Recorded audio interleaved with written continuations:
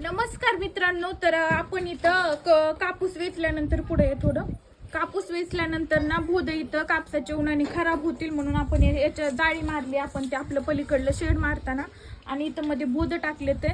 तर इथं 4-5 दिवसापासून मांजर खूप ओरडतीये. का ओरडतीये ते आपण बघू.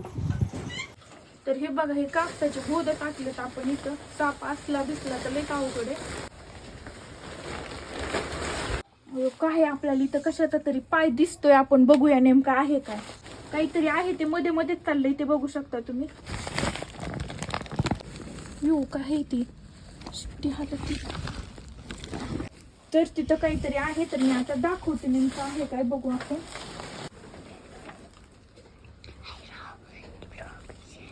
ओ कॅमेरामॅन पुढे या पुढे या पुढे या. बापरे, हे मांजरीचे पिल्ले इथं. वाव,